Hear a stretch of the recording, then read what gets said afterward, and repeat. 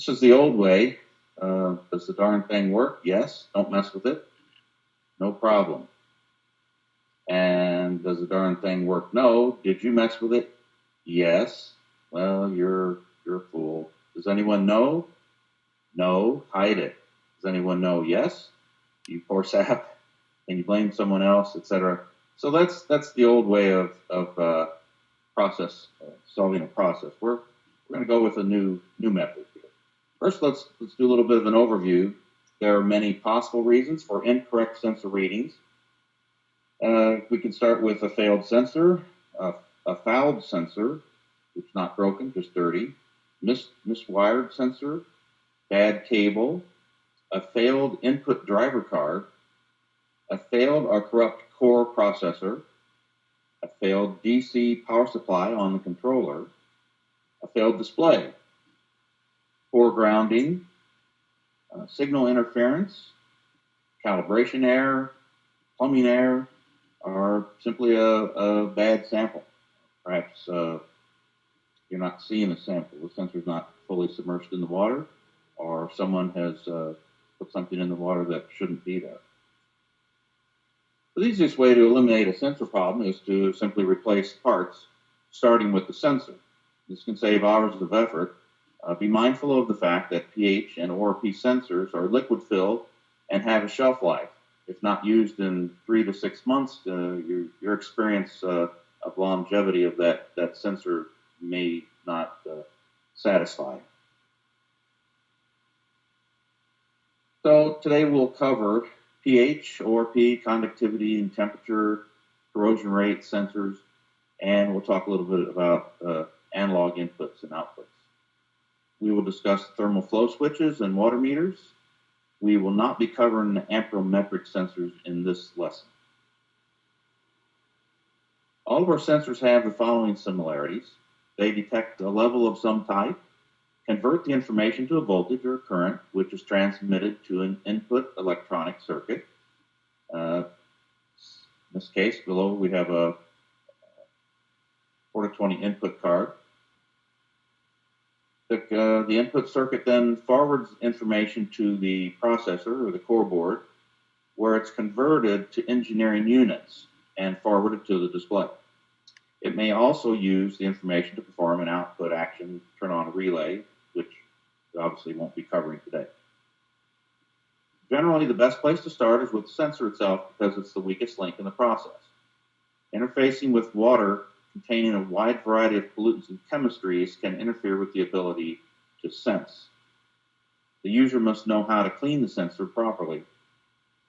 This may be as simple as using a cloth to wipe the end of, or may require soap and water and a toothbrush. Often we recommend a mild acid bath to remove hardness. I'm going to ask you to, at the end of this presentation, to download specification sheets for these sensors where specific cleaning remedies for each sensor is laid out. The specification sheets are located on our USA website, and we'll go through downloading when we're waiting for people to ask questions after we're done here. So when testing a sensor, the range of the probe should also be proven. If you have a new sensor and you hook it up, it might show the value that's the same as your wet test, but until you prove that it can actually move up and down, you're not all the way finished. You need to test the range. The best way to quickly determine if a probe is lifeless is to replace it. If the replacement appears to fix the problem, remember to check the range. And the range test would be, for example, placing the probe into 2 known samples. Obviously, for pH, everyone knows how to use the buffers, and you use a 4 and a 7 or a 10 and a 7. So we want to do the same thing for most other sensors if possible. Just because the sensor is calibrated does not mean it's working. If you replace a sensor and continue to experience poor results, the problem is likely the controller. We'll talk more about that. So if buffers and standards are not available, keep in mind that the pH of, say, a Coca-Cola is about 2.8. So as a rough test, you could stick a pH probe into a cup of Coke, and you should see it get down, below 3. Then you have a really good feel that that probe is working properly. If you know the approximate conductivity of the tap water, then that might be helpful in checking out the range of your conductivity probe. Holding a conductivity probe in the air should register a value near 0. We do not, however, recommend this test for boiler conductivity sensors. They depend on pressure, temperature, and the proximity with the tea that they're in, the metal in the tea. So it's very misleading and not repeatable to try to do that test with a boiler sensor. Not to mention they're hot and it takes a lot of effort. So the best way to test boiler sensor would be to follow the information laid out in the boiler sensor test procedure document, and we'll, at the end of this presentation, again, we'll talk about getting specification sheets for all the sensors and the boiler sensor test procedure document. We'll also talk about the driver card manuals, which we'll talk about more here in a minute. Tap water may not be very different from power water from an oxidant standpoint, so this test of using 2 cups of water, say, to test the range of a ORP probe might not be so helpful. You could perhaps get 2 different samples from the application. If the chlorine can be dropped to get one standard and raised to get another, that sometimes is difficult to do for an ORP. The input circuits can be tested using a jumper wire. For pH and ORP, or a 1,000 ohm resistor for conductivity and corrosion rate sensors.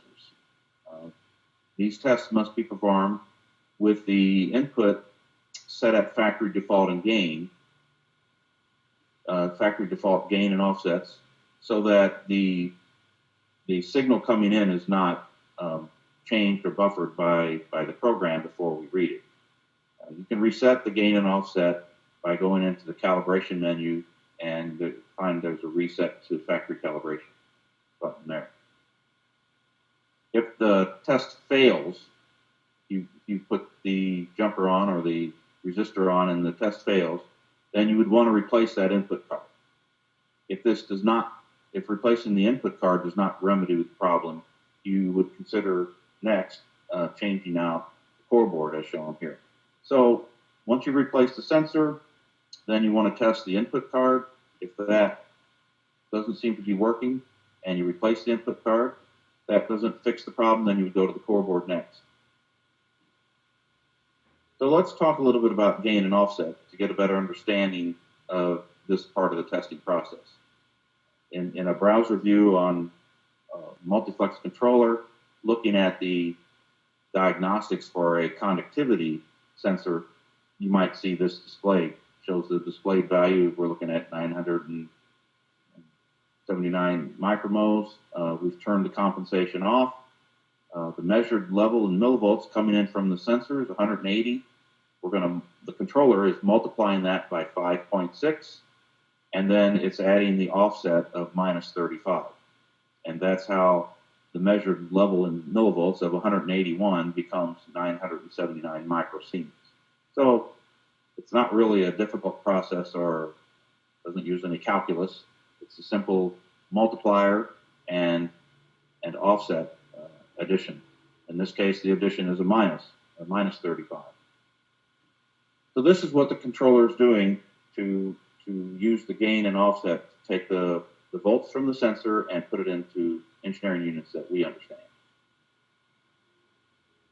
Laid out in formula, we can see that the gain and offset is Y equals mx plus b, where x is the sensor value in millivolts, m is the gain value that the controller uses to multiply, and b is the offset. So Y would be the engineering unit, and again, the example below, 190 millivolt sensor signal coming in multiplied by 6, added to minus 35, would give us about 1,029 microsiemens. So when you calibrate a sensor, you edit the engineering units.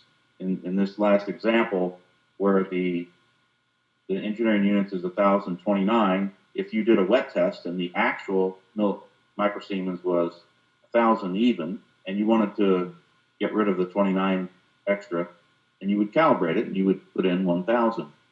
The controller has to balance the equation, and in the case of conductivity, the controller will adjust the gain value. Now, typically, as sensors age, the millivolt coming from the sensor starts to drop off. So for conductivity, if the millivolt signal comes in lower and lower, then the calculated microsiemen value on the controller is going to get smaller and smaller. And when you calibrate it, you would calibrate it up. The controller then looks at the equation and says, my engineering units don't equal what we're telling it, so it increases the gain until the value equals the number that we put in. For ORP and pH, the controller will adjust the offset, not the gain. And this is what we have found is best for the sensors that we use to continue to give the best slope for that sensor. If the calculation requires a large gain or a large offset adjustment, then an alarm is created. And the purpose of this alarm is to warn you that your sensor is not performing correctly. We're not getting enough information from the sensor. We're having to adjust it so much that we want you to be aware of that so that you will, A, fix the problem. You will either clean the probe if that recalibrated. If that didn't fix it, then you want to replace the probe and, again, go through the steps that we've mentioned above. First the probe, then the input card, and then possibly the core board. Might get to the point where a cable is the problem.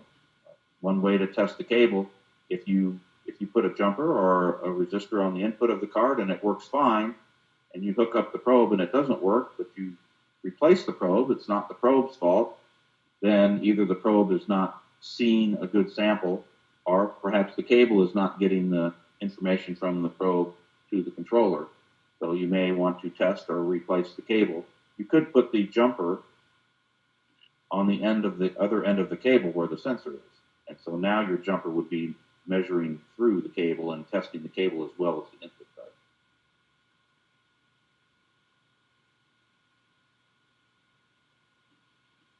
So for testing the conductivity driver, again, remove the sensor and put on a 1,000 ohm resistor to the input terminals where the sensor resided before you removed it. If this works properly, then again, you could use that 1,000 ohm resistor and attach it to the other end of the cable where the sensor is, hooking the wires back up and run the same test. Basically, you want to set the gain and offset to factory default, turn off any temperature compensation, check the driver card jumpers to make sure that they're in the proper position. And again, for boilers, we would want to use keep in mind that for cooling tower conductivity, once you put the resistor on there and set up the factory default gain and offset, the value should read instantaneously.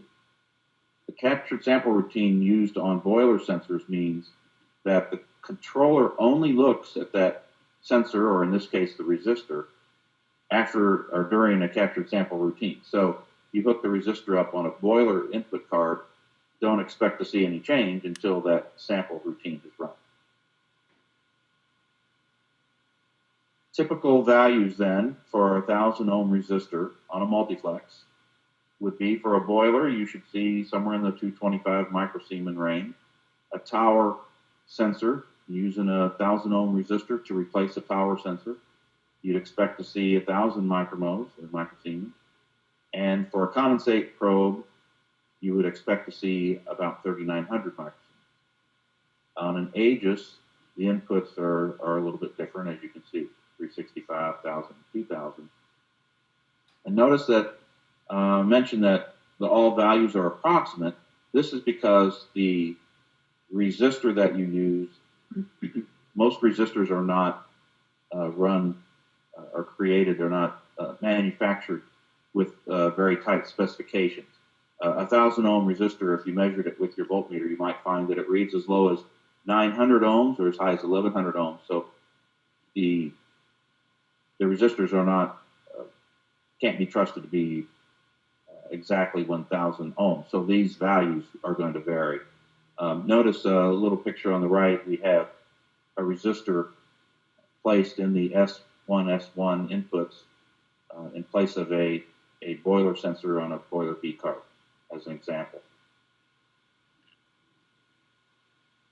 So you could use standards on a cooling tower if you have conductivity sensors and condensate sensor. Most common problem with boiler sensor, again, is the plumbing. So I would recommend that you download the boiler sensor test procedure, which we'll go through at the end of this presentation. And it's several pages that helps ensure that the plumbing and wiring of the boiler sensor are for the best way to get the sensor information into the controller. We also have the cleaning instructions on the sensor specification sheets. pH sensors should read near 7 at factory default with the short on the driver card. Inputs plus and minus, and on the right we have an OP card. You can see the +1 and -1 where one sensor can be entered, one either pH or ORP sensor, and the 2+ and 2-. So if you put a jumper from +1 to -1 on this card and set the gain and offset to factory default, your pH should read 7. This reading would be, just as a reminder, if you're having a sensor that's giving you a jumpy reading, you should look for air bubbles in the line. Fouling can cause the offset to vary during calibration, so you want to clean with mild acid. Use buffers to test the range. Replace slow-moving sensors, usually an indication that the KCl solution is low or empty.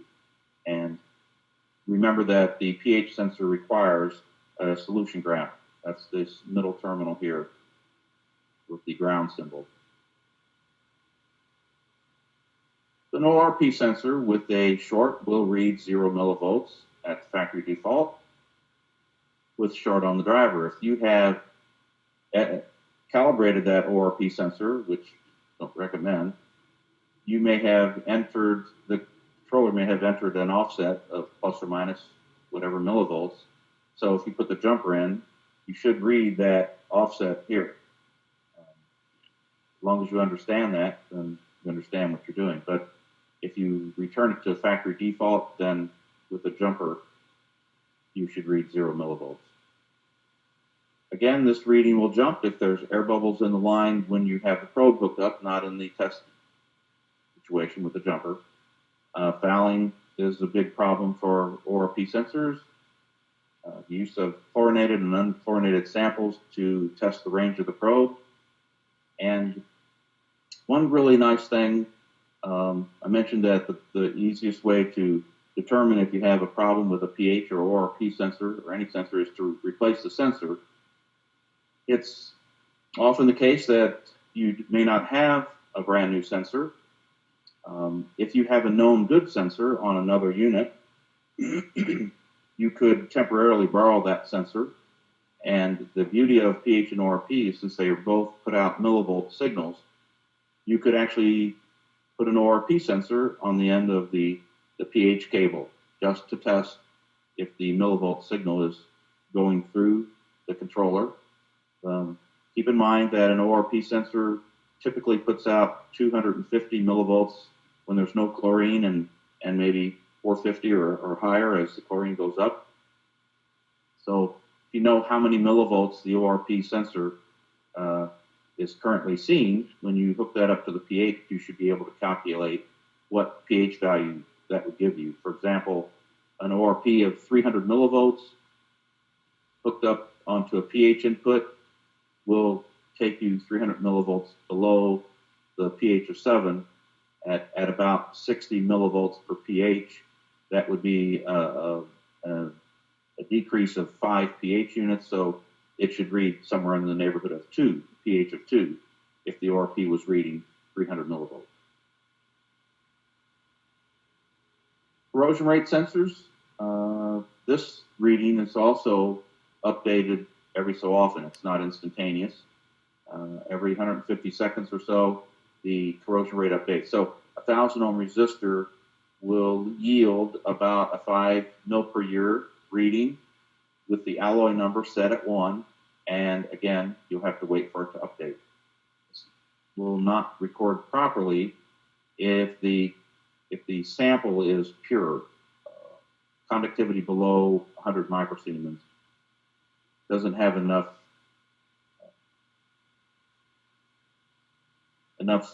conductivity in the water to allow the corrosion rate sensor to read. So also this sensor, when held in the air, should read near 0.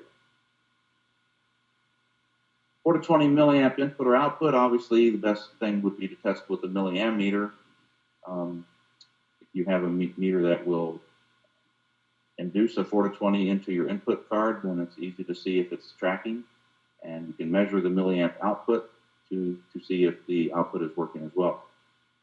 Set the input and gain, and offset. Use the a calculator spreadsheet if you don't know the exact amount of gain and offset that should be used for an unknown or perhaps any 4 to 20 input signal coming from a water meter or another device.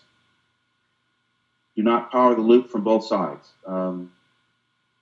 The controllers have the ability to power the 4 to 20 loop from the controller or not. If the device that's sending the signal is already powered, then you don't want to power it from the controller side. On the other hand, if the signal that's coming from the other side requires power, the controller can do that. This information is explained in great detail in the 4 to 20 input and output driver manuals. You want to obey polarity rules when you're hooking up multiple 4 to 20 devices. Now, the rule I like to remember is the power supply is the boss. The first device, and what happens is the power supply, then the plus on the power supply goes to the plus of the first device, and the minus of the power supply goes to the minus of the last device. Let's take a look at this. For example, the power supply source on the left here has a plus and minus output. Then you have, in this example, you have three 4 to 20 milliamp devices. So the power supply plus will go to the plus on the first device, and the minus goes to the minus on the last device. So the connection between the devices then is just going to be plus to minus, plus to minus. If you can remember this rule, that'll save you a lot of time when you're trying to troubleshoot a 4 to 20 milliamp input or output signal problem. Current draw from all the devices in the loop cannot exceed the maximum that the power supply is providing. Physical example, picture example, I should say. Again, power supply is the boss, so plus will go to plus, minus will go to minus, and the two devices in the field then will go plus to minus. Thermal flow switches. Remember, if you have a thermal flow switch in a sensor header and you open, say, a test valve, a sample valve, you could get flow out the sample valve because of the pressure, but that doesn't really prove that the water is moving through the sensor header, certainly not with enough flow to make the thermal flow switch tell us we have flow. The best way to check a flow switch is to put it into a bucket of water and swirl it around, or a cup of water and swirl it around. If it still doesn't see flow then we know that we have a problem here. You can't always see flow in a pipe, so if you don't take it out and swirl it in a bucket, then you can't tell if there's no flow in the pipeline or if the flow switch is broken. Once you put it into the bucket test, then we know we have physical flow. Now, if it's not showing up on the controller, we can start testing. Is it the sensor Is it the input? Is it the core board, etc.? You might also want to check to see if the sensor is warm. If they're starting to fail, they can become pretty hot to the touch. Certainly don't want to leave the sensor on in the line when the line is empty, especially if the cooling tower is set offline for the winter and the controller is left powered up. The sensor would be getting too hot and not have any way of cooling it. So you wouldn't want to do that. Leave it turned on over the winter. If you do the bucket test and that doesn't work, you might try moving the digital input to a different input and to rule out the possibility of an input being a problem. Again, the best proof would be to borrow one from another unit. If you have another one on another unit, that would prove that the input is working, and then you know that the probe is for sure the problem, so that you can order one. Water meters, failed water meter input. Again, you could test a different input just in case. You can test the input also by shorting the input to ground. If you run a wire from the input to the ground, and every time you touch it to the ground, the input should read, for example, if it's a contact head meter, it should read 100 gallons or whatever the value is every time you touch it. If it's a paddle wheel, it may require many, many touches before it registers that first gallon. Analog water meters, the 4 to 20 water meters, would best require a milliammeter.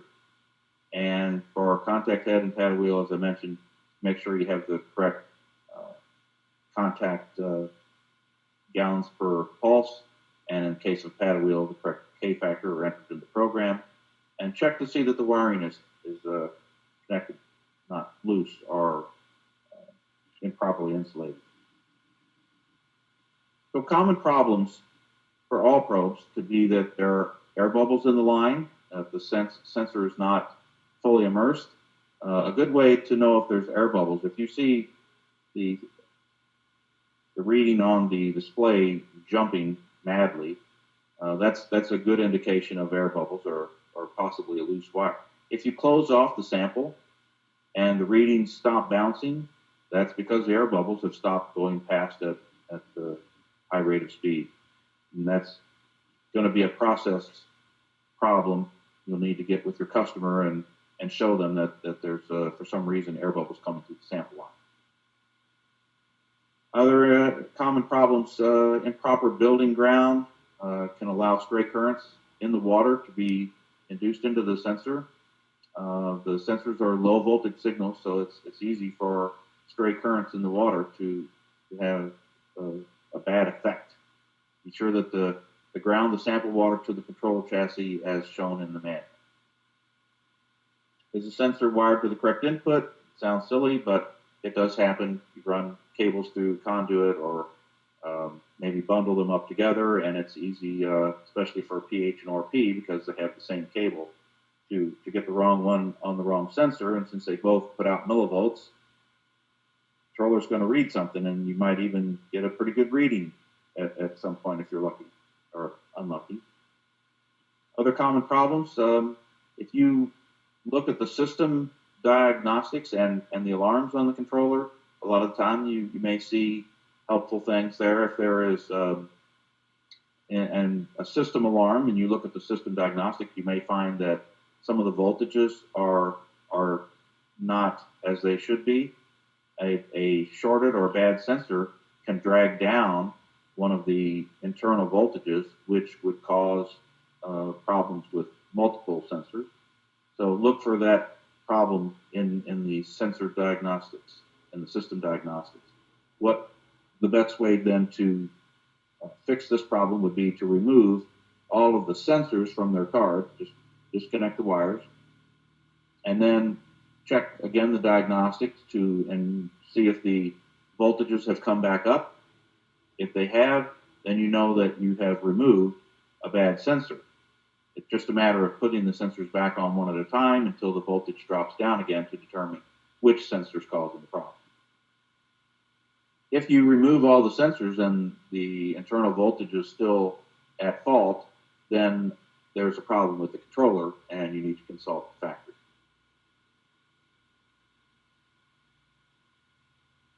Low voltage sensor wires should not be accompanied in the same conduit as high voltage 120 volt power lines. So occasionally, especially in boiler situations where the sensor and the motor operated valve are in the same spot and the controller is far away, for some reason electricians will try to run the one piece of conduit and they'll have this very, very low millivolt signal in the same line with 120 volt AC, and that's pretty much a disastrous application there.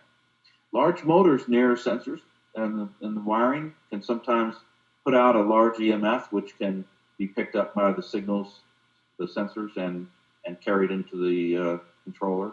You may get away with shielding the cable or putting it in the conduit. Other tests: can the probe be replaced or temporarily swapped with another probe, whether you steal it from another piece of equipment or even from another plant temporarily, whatever it takes to temporarily replace the probe immediately tells us if the probe is the problem or if you have some other problem with the cable or the controller, and then you know what you have to order. A pH and ORP sensor again can be swapped for testing purposes, as both have millivolts outputs. A great way to do a quick test just to see if it's the sensor or something else. And as a recap, the purpose is to realize that a poor reading may be the result of a failure on any part of the sensing process, from the water sample all the way through the probe and the cable, the input card, the core board, and finally the display. So you want to start with the most likely item, the probe, then cabling or the input card, and then finally the core board, and on an occasion the display can be at fault. Use the diagnostics in the controller and the swap test to determine where the problem originates and replace that part. That's going to wrap it up for the sensor troubleshooting guide. As I mentioned, I want to show you which website, and you might try this while we're waiting for questions, to go to the prominent.us website, and if you would be so kind to take a look at the specification sheets, I would recommend downloading them to your hard drive. If you're in a pickle and you don't have good cell service, there's a lot of good information in these specification sheets. Simply go to the website and in the search box, type the word specification, and down in the results, you'll see sensor specification ages. If you click on that link, you will download a sensor specification sheet for all the cooling and boiler sensors that we talked about today and more. So that would take care of all the sensor specification sheets. If you also then do a search for boiler sensor test, this will allow you to download the boiler sensor information that I talked about that helps you troubleshoot any kind of boiler problem. And finally, and just as importantly, enter the word driver, and you will have a list of all the input driver card manuals. Again, really good to have those on your hard drive so that when you're out and about, you can find out what is the proper method of cleaning, what is the proper way to hook up the sensor to the card, how to set the jumpers. There's usually 6 or 8 pages. There's pictures showing how to hook up sensors. The 4 to 20 input and output manuals are very, very helpful. And if you have any questions now, I'm going to turn this back over to Jim there in Pittsburgh, and I hope you enjoyed this. Let's have some questions if you have them. Thank you. Hey, thanks, Pete. That was very good, very informative.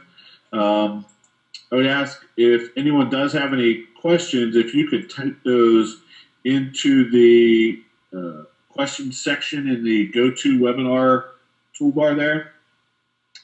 While I'm waiting for those, I'll start to kind of recap what Pete mentioned, some of the things.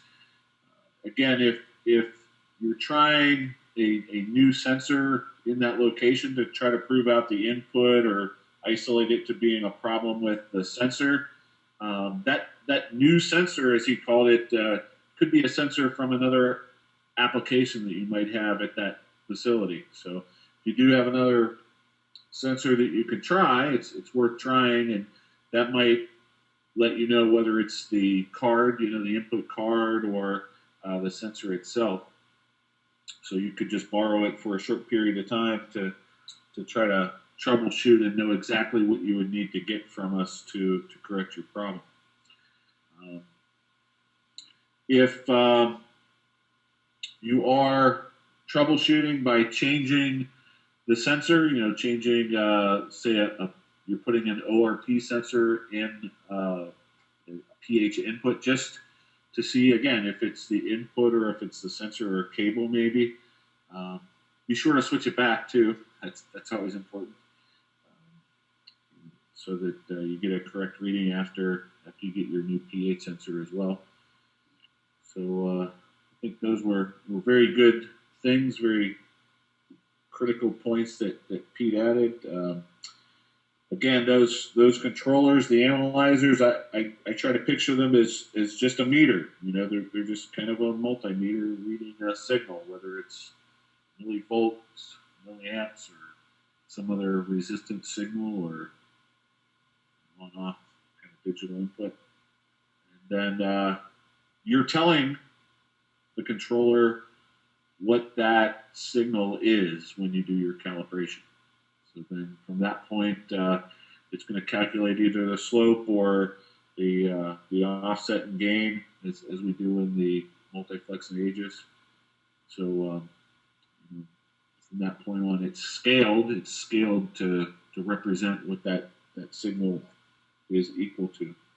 So again, it's just essentially a multimeter, and you're scaling it with your calibration so that you get a display, and then it can do different functions off of that display. So again, if there's any questions, please feel free to type those in. Pete's on the line. We have an opportunity for him to answer them. If you don't get an answer to your question, don't hesitate, get back in touch. We have people like Pete that are very good at answering your questions, so that they can answer those at a later time. If you didn't get to see, he referred to changing circuit boards. If you didn't get to see one of the previous in this series, this is part 4 of the series that Pete has been providing for us. You can again watch those through our website, prominent.us, and the search field at the top, just type the word video or videos in. But there's also different ways to navigate specifically to a piece of equipment, and the info tab on that piece of equipment will have some information. We are getting a question in here, Pete. If you have a tower that sits idle for a month or so and rotates on and off, would a mechanical flow sensor be better than thermal due to overheating? That's a very good question, and I might recommend that. I know the mechanical flow switch that we have from back in the Aquatrack days was a great switch, and unless the water was particularly dirty, it could jam over time, and in most cases that wasn't a problem. But if it's your situation and that mechanical switch fouls and jams, that's can be disastrous. You can overfeed chemical or blow down a tower indefinitely. So if you can find a switch that you trust, or if you can get a signal, a dry contact signal from the plant tower operation that lets you know that the tower is down, then you can use that signal to disable things.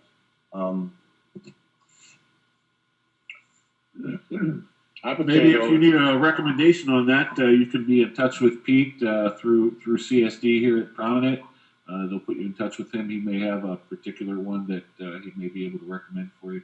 I've seen the brand that comes to mind, I think, is Cobalt. I think they make a good mechanical flow switch. I think we may have used some others in the past also, but maybe IFM Effector, something, IFM, one of those type switches. But we should be able to help you track something down also if you're not able to find something on your own. So please let us know. We'll do what we can to help you there.